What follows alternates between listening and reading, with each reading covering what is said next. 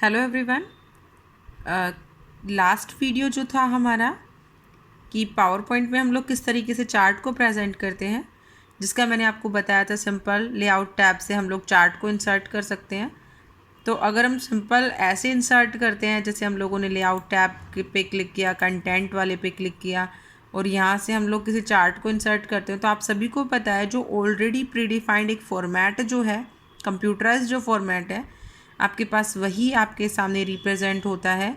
और अगर आप उस चार्ट में कुछ खुद का कंटेंट मॉडिफाइड करके दिखाना चाहते हैं तो हम लोगों को उसमें बहुत सारे मॉडिफिकेशंस करने होते हैं।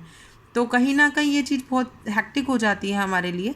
In spite of these all kind of aspects, हम ये सोचते हैं कि सपोज़ कीजिए कि एक्सेल में हम लोगों ने कोई चार्ट शीट बना रखी हो और हम लोग सिंपली उसी को इम्पोर्ट करके यहाँ दिखाना चाहें, तो उसका एक नया ऑप्शन है। तो वो हम कैसे करेंगे?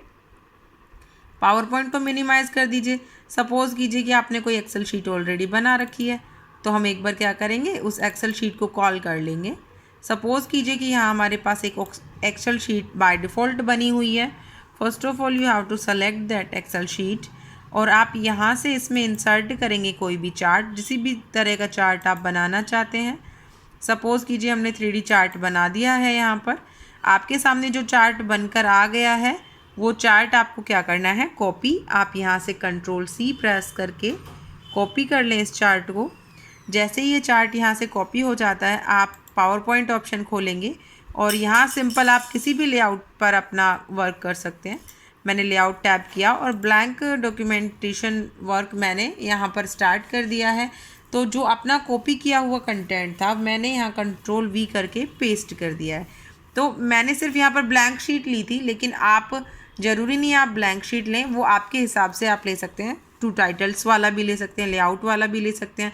तो यहाँ क्या होगा, यहाँ सिर्फ ये होगा कि जो हम लोगों ने एक्सेल शीट में डेटा लिया था, हम उसी के बिहाफ पर अपना कंटेंट सेट कर सकते हैं। ठीक है, इसके साथ ही आप देखेंगे कि आपको यहाँ पर बहुत सारे ऑप्शन मिलेंगे। इन ऑप्शंस में से किसी का यूज़ बहुत से ऑप्शंस के बहुत अच्छे यूज़ हैं। जैसे आप इसका सोर्स फॉर्मेटिंग रख लेंगे, इसका डेस्टिनेशन थीम रख लेंगे। तो इन दोनों का ऑप्शन का यूज़ क्या है कि आप लोगों की जो थीम है, ये उस थीम के साथ अपने प्री डिफाइंड कंटेंट को सेट करेगा। आप चौथे वाले में सोर्स फॉर्मेटिंग वाले पे अगर क्लिक करके रखते हैं, तो ये क्या होता है, हम लोग अपनी एक्सेल शीट को खोलते हैं और अगर हम लोग इस एक्सेल शीट में कहीं पे भी कोई डेटा का चेंजेस करते हैं, तो यहाँ जो चेंज करते हैं उस डेटा का मॉडिफिकेशन आपको आगे भी देखने को मिलता है। जैसे कि आपने यहाँ पर 190 कर दिया इस डेटा के मैनिपुलेशन की जगह, तो आप देखेंगे कि जैसे ही आपने 190 किया, आपका ये रेशो बढ़ गया है। तो जैसे ही आपने ये वाला रेशो बढ़ाया, तो आपकी ये जो ग्राफ आपका है जो प्रेजेंटेशन में, वो इसमें ऑटोमेटिक उसमें चेंजेस हो जाएंगे। तो आपको मैन्युअली चेंज करने की ज़रूरत नहीं पड़ती। ये आपके सिलेबस से थोड़ा सा एक्स्ट्रा था, जो मुझे लगा कि बच्चों को बताना चाहिए लिंकिंग से, कंटेंट से रिलेटेड। तो ये वाले डाउट भी अगर आपके माइंड में आया हो तो क्लियर हो जाएगा। इसके बाद हम बात करते हैं सेशन नंबर 5 की। सेशन नंबर 5 हमारा कहता है इंसर्टिंग ट्रांजेक्शन एंड एनिमेशंस, कि हम लोग पावर पॉइंट में किस तरीके से ट्रांजेक्शन और एनिमेशंस को कंप्लीट कर सकते हैं, उनके बारे में हम बात करेंगे। तो उसके लिए हम लोगों को एक नई स्लाइड बनानी है। सपोज़ कीजिए हम लोगों ने न्यू स्लाइड बना दी। कोई किसी भी तरह की न्यू स्लाइड हम बना सकते हैं और इस न्यू स्लाइड को मैंने सिंपल ले लिया, मैंने ब्लैंक स्लाइड ही ले लिया है। और इस ब्लैंक स्लाइड में मैंने लेआउट टैब से लेआउट टैब पर क्लिक किया, ब्लैंक स्लाइड ले लिया और इसके बाद में मैंने सिंपल एक वर्ड आर्ट इंसर्ट किया। सपोज़ कीजिए कि मैंने यहाँ लिखा कोई भी कंटेंट जो मैं यहाँ लिखना चाह रही हूँ, मैंने लिखा सनहिल। एक सेकेंड आप वेट करेंगे थोड़ा सा।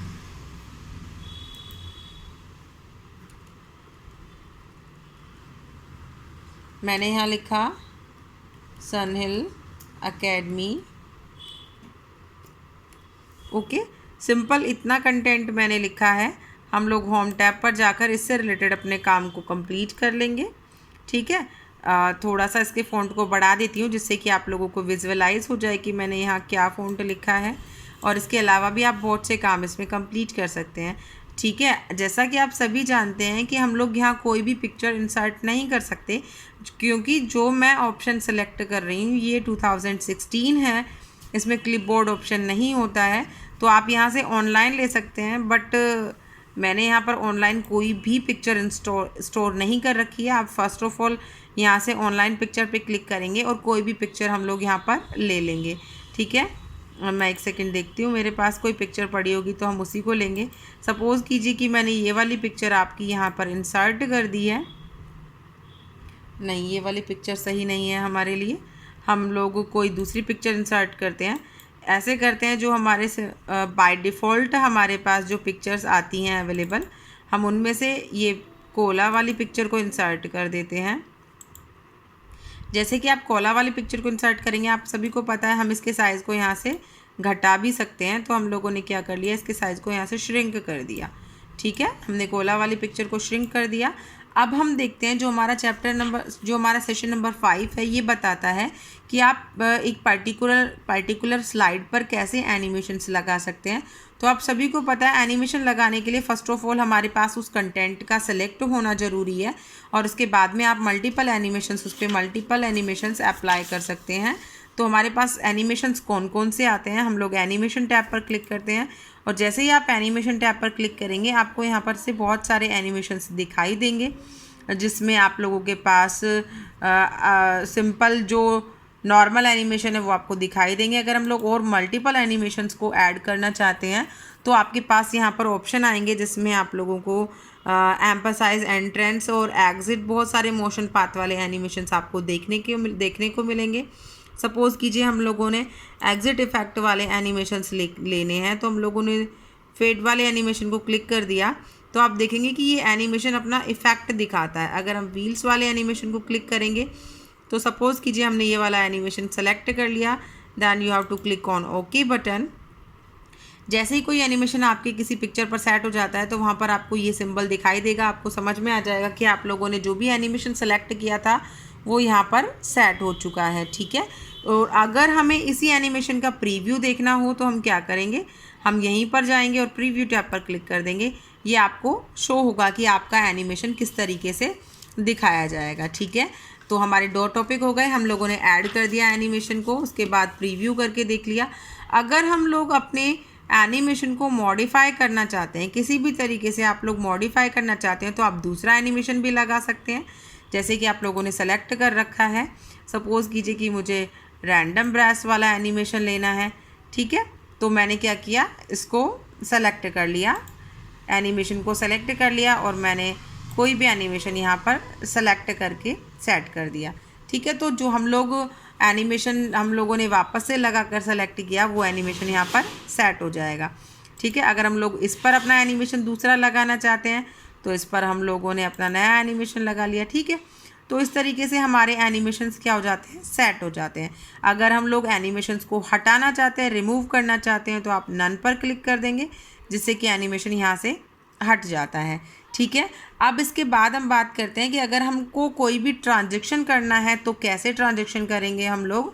आप लोगों को सभी को यहाँ दिख रहा है कि आप लोगों को यहाँ पर एनिमेशन पैन दिख रहा है, और यहाँ पर आप लोगों को रिहर्स, टाइमिंग, रिकॉर्डेड एनिमेशन, ये सभी चीज़ें दिख रही हैं।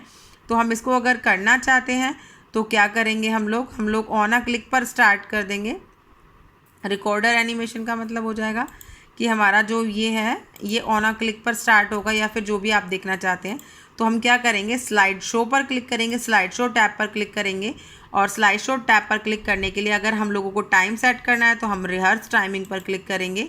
जैसे ही यहाँ पर आपका टाइमिंग चल रहा है, आप यहाँ पर क्लिक करेंगे, जब आप क्लिक करेंगे तब तक यहाँ टाइम सेट होता चला जाएगा, और जो भी हमारे पास एग्जैक्ट था वो हमारे पास आ गया। हमने यस पर क्लिक कर दिया। अब जो हमने टाइम सेट कर दिया है वो रिहर्स टाइमिंग में सेट हो गया है। अब हम लोग अगर इसका स्लाइड शो देखना चाहते हैं, प्रेजेंट करना चाहते हैं, फ्रॉम बिगनिंग पर स्टार्ट कर देंगे। हम लोगों ने रिहर्स टाइमिंग कर दिया है, दैट्स वाई हम लोगों को कुछ भी करने की नीड नहीं है। विदाउट एनी क्लिकिंग जो भी टाइम आप लोगों ने फिक्स कर रखा था, उसी टाइम पर आपको पूरा इफेक्ट दिख जाएगा, ठीक है। तो ये हो गई हमारी स्लाइड शो का काम। तो आप इससे समझ जाएंगे कि हम लोग को कौन कौन से एंट्रेंस, एग्ज़िट, वो सब चीज़ें हम यहाँ पर कर सकते हैं। इसके साथ साथ आप टाइम को भी सेट कर सकते हैं। अगर आप लोगों को टाइम सेट करना है, आप ट्रांजैक्शन टाइम पर जाएंगे, आप यहाँ से उसकी ड्यूरेशन को भी सेट कर सकते हैं। या फिर आप ये भी सेट कर सकते हैं कि कितने क्लिकिंग के बाद में आपको वो पर्टिकुलर ऑपरेशन देखनी है। ठीक है, तो उम्मीद करती हूँ कि आपको समझ आया होगा वीडियो। अगर फिर भी आपको कहीं भी कोई भी प्रॉब्लम लगती है तो आप मुझसे पूछ सकते हैं, किसी भी तरीके का डाउट आप मुझसे पूछ सकते हैं। Okay, till then keep learning, keep watching, bye bye.